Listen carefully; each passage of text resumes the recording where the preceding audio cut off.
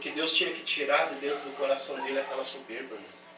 Porque muitas das vezes a gente conhece pessoas que estão até fazendo a obra de Deus por aí, mas são soberbos, eles não têm amor ao próximo.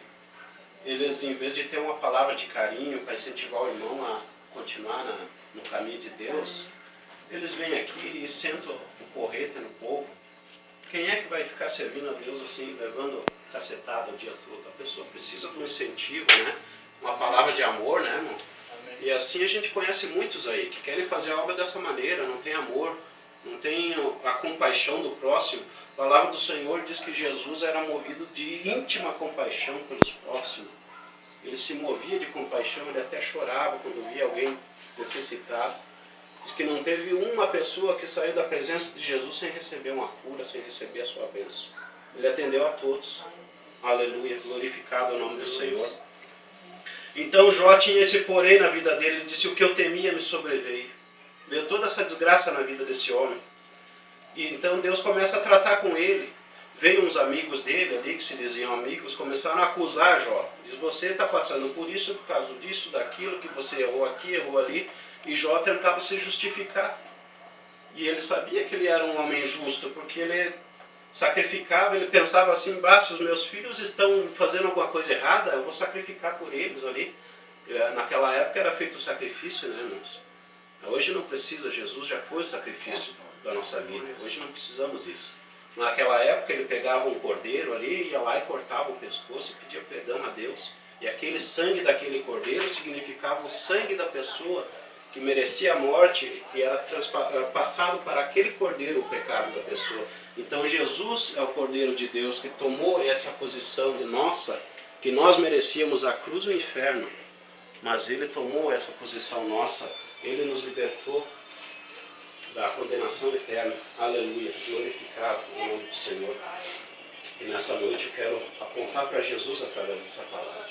Coisa tremenda. Talvez os irmãos não compreendam no começo, mas no final eu quero colocar Jesus no meio dessa história, porque é maravilhoso o que ele faz. Aleluia.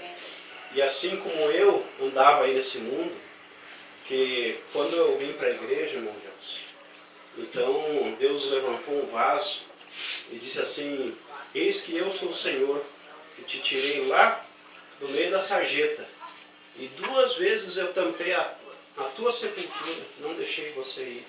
E só eu e Deus sabia. E por 2 vezes eu tive na mira espingarda e revólver. Então Deus é tremendo. Quando ele tem um plano na vida da pessoa, a pessoa não adianta, não vai se esconder, não vai fugir. O negócio é se render. Então o Jó começou a se render aí. E ele começou a se humilhar para Deus. Ele chegou a amaldiçoar até o dia que ele nasceu, irmãos. Imagina só. Aleluia. Então chegou a hora que Deus se revelou a ele. E Deus chega para ele e diz: ô Jó, por que você tem tanto questionamento na tua vida? Por que você faz tanta pergunta se você de nada sabe? Eu sou o Deus que tudo sabe, diz Deus. É ali no capítulo 40 em diante, Deus começa a falar com Jó. E Jó disse: agora eu vou calar minha boca e vou só escutar a voz de Deus, porque eu já reclamei demais. Muitas das vezes a gente reclama demais, né, irmãos, quando a coisa está difícil, quando passamos pelo estreito de Deus. Às vezes é Deus permitindo para a gente começar a ter uma mudança nas nossas vidas. Eu, por 2 vezes, eu ignorei o chamado de Deus, onde já tinha sido consagrado um presbitério, e lancei de mão, larguei de mão tudo, saí da igreja, paguei um preço terrível, caríssimo. Hoje estou recomeçando de volta, né? E Deus está me dando graça ainda.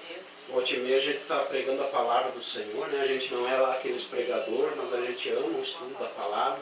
Então a gente busca em Deus uma palavra para trazer um conforto ao coração dos irmãos, um incentivo para continuar servindo a Deus. Porque lá no mundo, irmãos, ali fora não tem nada de bom para a gente. Ali é só perdição. O inimigo, ele está ao derredor do cristão, buscando a que ele possa tragar. Então a gente não pode facilitar, a gente tem que ficar na presença do Senhor. Não podemos deixar o inimigo ter a chance de nos derrubar, de tirar nós do caminho do Senhor. Aleluia. Glória a Deus, que Jesus disse: aquele que vem a mim, de maneira alguma eu lançarei fora. Só tem uma pessoa que pode te tirar dos caminhos do Senhor, é você mesmo. Então, se você insistir em ficar na igreja, ainda que esteja fraquinho, ainda que a pessoa é meio vacilante, né? E se humilha na presença de Deus, diz, Deus, eu pequei. Deus está sempre disposto a perdoar. Quando há um verdadeiro arrependimento em nossos corações. Aleluia. É claro que a gente não pode estar tentando a Deus, né, irmãos? Ah, eu vou pecar, fazer uma coisa errada ali, e daí Deus perdoa. Não, não é assim, né? A gente tem que ter um temor. Deus, ele fala do temor. O temor não é medo. O temor é um respeito à santidade de Deus. E Deus, ele quer que nós servamos a Ele de amor. Não por medo de ir ao inferno, né, muitas das vezes. E às vezes a pessoa está na igreja e diz, não, eu não quero ir para o inferno. Pensa assim, eu quero ir para o céu. Eu quero estar do lado do meu Jesus, que deu a vida por mim. Né? Então vamos amá-lo, porque Ele nos amou primeiro, diz a palavra do Senhor. Aleluia. E lá no capítulo, aleluia, no capítulo 41 de Jó, mesmo livro de Jó, capítulo 41, onde Jó já tinha reclamado para Deus, já tinha feito tanta choradeira. Então Deus começa desde o 38 a falar com Jó e dizer, quem é tu, Jó? Tu estava do meu lado quando eu fiz a terra, quando eu separei as terras, eu fiz o mar, quando eu coloquei a estrela no céu, quando eu criei os seres viventes, tu estava do meu lado. Quem é tu para tentar entender o que eu faço na tua vida? E Jó então começou a se humilhar e aceitar. Disse, o que Deus tem feito na minha vida, essa aprovação tem algum propósito. E Deus estava querendo trabalhar no coração desse homem. Aleluia. Glorificado é o nome do Senhor. Aleluia. Diz assim, então Deus fala do Leviatã, um animal que existia na era mitológica, né, antigamente. Podes pescar com anzol o Leviatã, ou ligar a sua língua com uma corda. Podes pôr uma corda em seu nariz, ou furar sua queixada com um gancho. Ele te fará muitas súplicas, ou te falará com palavras brandas.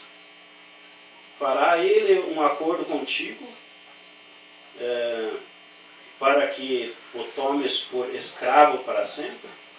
Brincará com ele como se fora um passarinho, ou o prenderá para tuas meninas. Aleluia. Aqui nesse versículo que Deus fala muito forte ao meu coração, Deus. Por quê? Porque Jó tinha perdido todos os seus filhos, tinha morrido. Só que Deus estava falando com Jó e estava dizendo, essa tua provação, Jó, não é para sempre. Vai acabar essa tua provação. E Deus está dizendo aqui, ó, vai brincar com as tuas meninas. Aleluia. Jó não tinha nenhum filho nessa época. Mas lá na frente, Jó voltou a ter filhos e filhas. Deus está olhando lá na frente desse teu problema. Quem sabe você está passando uma dificuldade nessa noite. Você diz assim, será que é para sempre essa luta que eu estou passando? Será que não vai ter fim? Deus está olhando lá na frente da tua vida. Se Deus está te provando, assim como provou Jó, Ele quer trabalhar no teu coração para tirar, quem sabe, o orgulho, que Deus tirou o orgulho de Jó. O Leviatã aqui significa o orgulho no coração do homem. Deus sabia o que tinha no coração de Jó. Jó estava servindo ao Senhor por medo, mas Deus não queria que ele servisse por medo. Queria que servisse por amor. Então Jó passou a amar a Deus daqui em diante. E Deus, a palavra diz que Deus devolveu tudo em dobro para ele. Esse homem foi o mais poderoso ainda. Tudo em dobro, o que ele tinha, o que ele perdeu, Deus tornou a trazer na sua vida e foi em dobro. Então, irmãos, quem está passando uma luta nessa noite, quem é que não passa a dificuldade?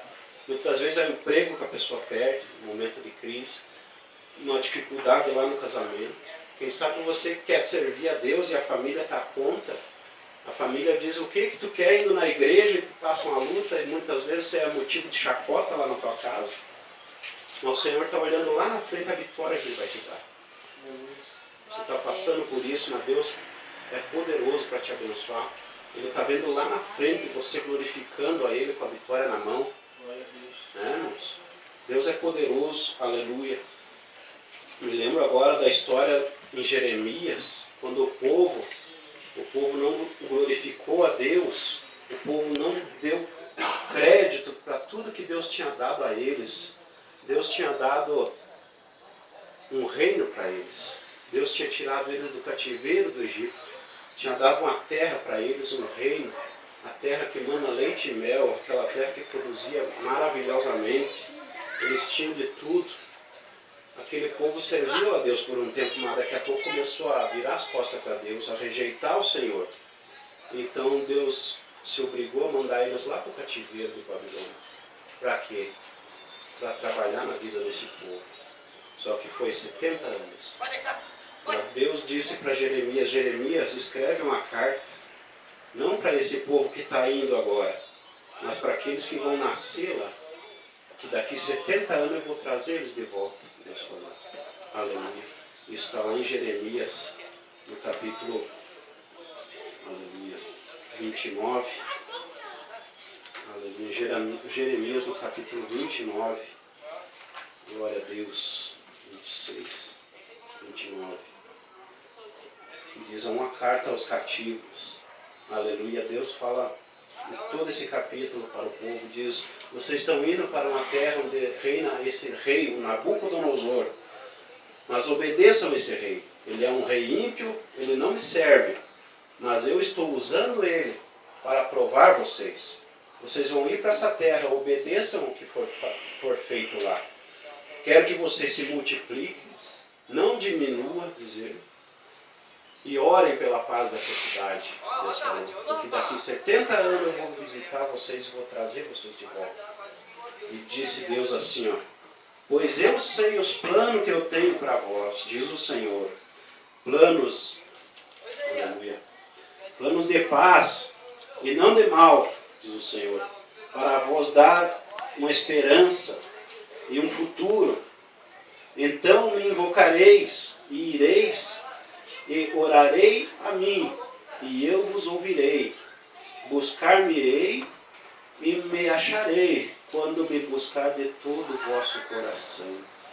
Serei achado de vós, diz o Senhor, e farei voltar os vossos cativos, congregar-vos-ei de todas as nações e de todos os lugares para onde vos lancei, diz o Senhor, e tornarei a trazer-vos ao lugar de onde vos transportei. Aleluia. Glória a Deus. Deus é tremendo, Deus é maravilhoso. Deus tem promessa maravilhosa para aquele que serve a Ele. Este povo foi para o cativeiro. Tinha uma promessa. Levou 70 anos para se cumprir essa promessa. Quem sabe Deus te fez promessa já. Você estava na igreja, Deus levantou alguém e disse, eis que vou fazer assim e assim na tua vida. Aleluia. Muitas das vezes a promessa passa pelo teste do tempo nas nossas vidas. Às vezes a gente quer a coisa para já, de imediato. E eu sempre fui assim. E Deus falava desde quando eu entrei na igreja. Quando eu estava na profunda depressão, lá no antro do inferno, que nem diz o outro. Eu estava ali sofrendo, por causa que eu era usuário de droga, estava na criminalidade. E então eu fui acometido de uma depressão profunda, né, irmãos? Aonde o inimigo já vinha na minha orelha e dizia assim, por que tu não te mata então de uma vez, já que tu não tem prazer mais de viver? E eu estava com aquele pensamento, mas só que a minha alma estava gemendo e chorando. E dizia, mas se existe um Deus, Ele vai agir na minha vida. Ele vai me libertar disso, Ele vai me tirar dessa. E eu clamava a Deus. Isso fazem 16 anos atrás, irmãos. E Deus trabalhou na minha vida, eu acabei entrando dentro de uma igreja evangélica. E ali eu ouvi a palavra do Senhor. Onde teve aquele apelo de quem que queria aceitar o Senhor Jesus. Eu disse, eu quero. Aquela palavra tocou no meu coração, aquela palavra trabalhou na minha vida. E eu vi que eu necessitava um encontro com Deus naquela noite. Então aceitei o Senhor Jesus e dali para frente começou a mudar. Eu disse, não, aqui é um lugar bom. Eu venho aqui, eu ouço uma palavra que vem de encontro com o que eu estou passando, que eu necessito. Então é o Espírito Santo trabalhando, e ali eu aceitei o Senhor Jesus, glória a Deus. Fazem 16 anos, irmãos. Muitas das vezes a gente ignora o chamado de Deus, que aconteceu, assim como o nosso irmão falou. Eu também abandonei a obra de Deus, a casa de Deus. Mas daí tem um preço, né? A gente paga um preço. Mas Deus traz a gente de volta no propósito dele. Aleluia. Então a gente dá trabalho para Deus muitas das vezes, né, irmãos? Aleluia, glorificado é o nome do Senhor. Então, tem essa, assim como o povo levou 70 anos para receber aquela promessa. Muitas das vezes a gente está esperando a promessa para amanhã, irmãos. E muitas vezes demora. Assim como Abraão esperou muitos e muitos anos para ter a promessa de um filho que Deus tinha prometido para ele. Aquele povo lá no Egito esperou 400 anos para ser libertado, né? E esse povo que foi para a Babilônia esperou 70 anos. Foram os filhos daqueles que foram presos que voltaram do cativeiro. Mas Deus sempre cumpriu. Então, nessa noite eu digo a vocês, irmãos, aquilo que Deus tem prometido no teu coração, fica na confiança dele, fica servindo o Senhor, vale a pena. Vale a pena muitas das vezes a gente passar humilhação, muitas das vezes alguém chegar e dizer: o que adianta tu estar na igreja? Tu é tão errado, tu é tão errada, o que vai acontecer contigo? Assim me falavam. Diziam: tu não vai dar em nada, tu não vai dar nada na vida. Queriam me jogar para baixo, assim era o diabo querendo derrubar a gente. Aleluia, glorificado é o nome do Senhor. Então, eu estive anotando um negócio aqui para mim não esquecer. Glórias a Deus. Muitas das vezes, irmãos, tem gente que tenta te derrubar, até mesmo dentro da igreja. Às vezes, pessoas que estão com título de pastor, né, que estão ali para alimentar o rebanho, trazer aquela coisa de Deus, aquela palavra vinda de Deus para te fortalecer, querem te derrubar, querem te açoitar. E assim, então eu estive fazendo aqui um negócio que eu achei muito interessante, que Ezequiel, quando fala do inimigo, o diabo, que era um anjo de luz, né? Acho que todos sabem que o diabo era um anjo de luz no começo, né, irmãos? Então, a palavra de Deus diz lá em Ezequiel, no capítulo 28, que ele era cercado de glória e ele vivia no meio de pedras preciosas. Olha só. Então, até vou achar aqui para ler para os irmãos, que é uma coisa muito interessante, coisa tremenda. Aleluia. Ezequiel, no capítulo 28, versículo 17. Aleluia. Ezequiel 28. Diz assim: elevou-se o teu coração por causa da tua formosura, corrompeste a tua sabedoria, por causa do teu esplendor, por terra te lancei, diante dos reis te pus para que te contemplem, pela multidão das tuas iniquidades, pelas injustiças do teu comércio, profanaste os teus santuários. Aleluia. Então diz aqui que ele vivia no meio de pedras. Eram 28 e 13. Andavas no Éden, o jardim de Deus, cobria-te de todas as pedras preciosas, o sárdio, o topázio, o diamante, o berilo, o ônix, o jaspe, a safira, o carbúnculo e a esmeralda. E os teus engastes e ornamentos eram feitos de ouro. Aqui são 9 pedras preciosas que adornavam ao chamado Lucifer, né? Lúcifer, ou estrela da alva, que diz em algumas traduções. Ou seja, ele tinha 9. E na antiguidade o sacerdote tinha 12 pedras no seu peitoral. Ou seja, faltava 3. O sacerdote tinha mais 3 pedras, fora essas que eu falei, que tinha em Lúcifer. No peitoral do sacerdote tinha o jacinto, a ágata e a ametista. E olha só, irmãos, que coisa tremenda. O jacinto significa mansidão. A ágata significa humildade. E a ametista tem o significado de compaixão. Aleluia. Então, irmãos, eu digo que um sacerdote que está fazendo a obra de Deus e não tem essas 3 qualidades, ele não serve para ser um sacerdote. Ele não serve para estar guiando o povo. Então a pessoa tem que estar na frente do povo, mas tem que ter isso no coração. E um sacerdote que apareceu lá na Galileia, há 2000 anos atrás, ele disse assim: quem estiver cansado e sobrecarregado, venha a mim. Aprenda de mim que eu sou manso, ó, a mansidão mesmo.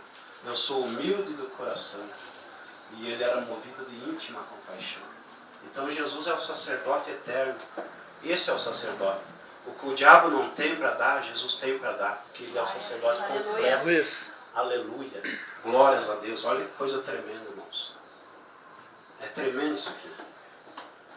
Então o que falta no diabo, o diabo ele engana as pessoas. Ele engana as pessoas aí dizendo que pode dar tal coisa.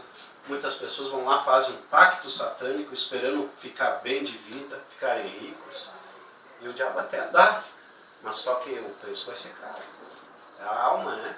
Ou seja, a pessoa pode viver no máximo o que hoje em dia?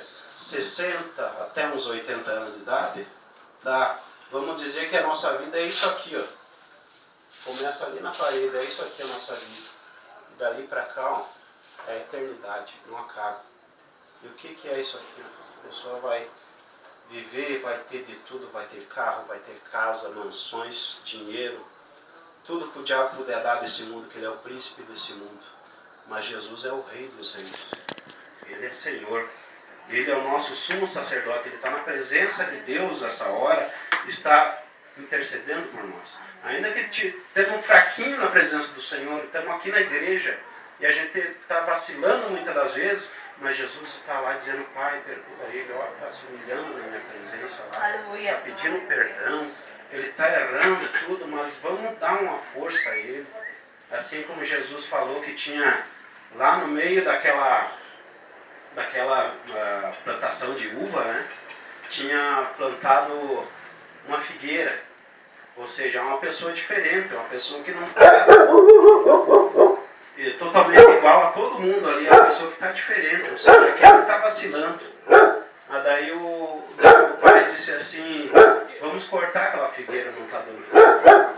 Mas daí o agricultor disse assim: espere mais um momento, deixa mais um ano pelo menos, eu vou colocar esterco ali, vou adubar aquela terra, vamos ver se no próximo ano ele vai começar a dar fruto. Ou seja, Jesus é paciente com nós. E o esterco vem da palavra hummus, que quer dizer humildade. Então a gente precisa ter humildade, a gente precisa estar debaixo da mão de Deus. A palavra de Deus diz assim: vamos se humilhar debaixo da potente mão de Deus e Ele vos exaltará.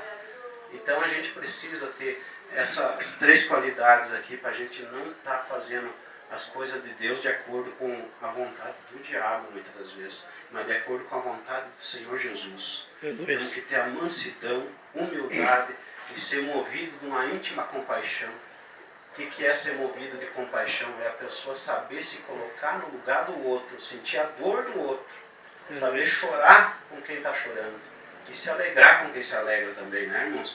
Porque muitas das vezes você até encontra quem chore junto contigo quando tu está passando uma dificuldade, uma coisa. Mas quando tu começa a ter vitória e bênção, muitas das vezes as pessoas se afastam, porque no coração tem uma inveja, alguma coisa. Né, irmãos? Então é assim, mas a gente tem que se alegrar com quem se alegra. Opa, o irmão está indo bem, que beleza, Deus abençoe, que vai melhor ainda. Porque eu sei que o que eu desejar para ele vai vir para mim também. E se eu desejar o mal para ele, o que eu vou receber, né, irmãos? O que eu estou plantando? Aleluia. Então teve Pedro que Deus trabalhou no coração dele também. Estive anotando aqui. Está lá no livro de João, no capítulo 21.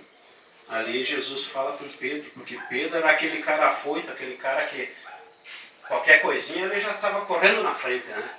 E Jesus disse assim: vão me matar. Ele diz: não, de maneira nenhuma, Senhor. E eu estou pronto para morrer contigo, onde for eu vou junto. Né? E Jesus olhou para ele e disse: ô Pedro, você nessa noite ainda você vai me negar antes que o galo cante, Pedro? Capaz, mestre, da onde que vai acontecer uma coisa dessa? Dito e feito, quando prendem Jesus, Pedro está ali se aquentando numa fogueira, né? Daí chega uma mulher e diz assim: você é deles, porque eles vinham da Galileia, né? E daí a maneira de se vestir, o jeito de falar já condenava. Você é um deles. E Pedro diz: não, de maneira nenhuma, não conheço esse homem. E por 3 vezes ele nega o Senhor. Então o galo canta e Pedro sai Eu acredito que o silêncio daquela noite em Jerusalém foi quebrado, né, pelos gritos de Pedro. Diz a Bíblia que ele saiu chorando muitíssimo. Eu acredito que aquele homem saiu correndo no meio das ruas de Jerusalém, chorando, batendo no peito de arrependimento, né? O que eu fiz? E fugiu, né? Então diz que depois que Jesus morre, ressuscita, e eles não sabiam, né? Jesus tinha aparecido uma vez, daqui a pouco Pedro diz assim, eu vou pescar. O que eu tenho a fazer agora, né? Jesus não apareceu mais, não sei o que aconteceu, estamos sozinhos, vou voltar à minha profissão velha, né? Jesus disse que eles iam ser pescadores de homens, né? Aí ele diz, não, agora a gente está sozinho, Jesus se sumiu, o que eu vou voltar a fazer? Eu vou fazer o que eu sei, vou voltar a pescar. E daí outros disseram, tá, vamos junto, vamos pescar. Passaram a noite no mar, né, tentando pescar alguma coisa, não pescaram nada. Então lá no capítulo 21 de João, do Evangelho de João, muito lindo, faço aqui. Jesus aparece lá na beira da praia no amanhecer, né? Daí diz que Jesus estava ali com um fogo, um peixe assado. Diz que olharam de longe, quem que é aquele homem? Daí Jesus disse, vocês não pescaram nada? Não, não pescamos nada. Joga a rede aí do lado direito. Eles lançaram aquela rede de 153 peixes, muito grande. Eles disseram, é o Senhor. Eles estavam de uma forma diferente, que eles não reconheceram. Mas diz que Pedro se jogou naquela água, saiu nadando e foi correndo lá. É o Senhor. Tem que dar um abraço nele, né? Chegou lá, tinha um peixe assando. Está aqui, Pedro, come. Então Jesus trata assim, né? Aquele homem que ali negou Jesus, né? Diz que não conhecia, né? A pior dor não foi ter negado, a pior dor eu acredito que foi ele ter dito, não, eu vou contigo até a morte. Então a gente muitas das vezes é precipitado nas coisas, a gente quer tentar provar alguma coisa para alguém, né? E Pedro fez isso. E essa foi a pior dor dele. Ele ter prometido que ele ia morrer com Jesus. Mas mais tarde ele morreu por Jesus. Ele diz, não quero nem que me coloquem em pé na cruz, eu quero que me coloquem de cabeça para baixo na cruz que vão me colocar, porque eu não sou digno de morrer que nem Jesus. Então, olha só, a mudança que teve na vida desse homem. Então, nessa hora, ele chega ali, Jesus dá de comer a ele, e daí Jesus faz as 3 perguntas tremendas na vida de Pedro, que deixou ele meio que envergonhado, mas foi o que mudou o coração dele. Daí Jesus dizia, ô Pedro, você me ama? Daí Pedro dizia, sim, Senhor. Daí Jesus disse para ele, então apacenta minhas ovelhas. Por 3 vezes Jesus falou assim, você me ama, Pedro? A terceira ele se indignou, né? Disse, Jesus, tu sabe. Tá querendo chorar, quem sabe, né? Aquela dor no coração. Mas Jesus estava mostrando seu amor para com ele. Então, irmãos, nesta noite eu quero dizer essa palavra ao teu coração. Quem sabe se você muitas das vezes jogou tudo pro alto, né? O que Deus tinha para a tua vida, as promessas de Deus. Eu quero dizer que nessa noite Deus está aqui presente para renovar os votos contigo. É como aquele casamento que às vezes acontece uma ruptura, uma separação, mas daqui a pouco conversam e voltam, né? E fazem aqueles laços novamente, né? Aquelas promessas de amor, vamos viver para a vida toda junto, né? Então Jesus está falando assim, ó, essa noite, você que está vacilando, eu estou aqui nessa noite para abençoar a tua vida, para nós renovar os pactos, para nós ter esse casamento que Jesus e a igreja são a noiva, né? A noiva do Cordeiro. Jesus quer renovar essa aliança contigo nessa noite. Aleluia. Assim como Jó foi provado. Aleluia. E Jó teve tudo de volta. Muitas das vezes a gente passa as lutas, mas é porque a gente não está compreendendo o trabalhar de Deus. E a gente está precisando dar aquele passo para o Senhor. Fazer a vontade de Deus, né? Muitas vezes não estamos fazendo. Não estamos dando o fruto que Ele espera que a gente dê, né, irmãos? Eu não quero ser mais longânimo aqui, mas então eu quero convidar os irmãos a se colocar em pé. Essa palavra vem de encontro ao teu coração. Você que deseja nessa noite uma oração, você que quem sabe está pensando assim, não, eu preciso dar um passo de fé. Quem sabe você ainda não aceitou o Senhor Jesus Cristo. A palavra de Deus diz que a gente é a criatura de Deus.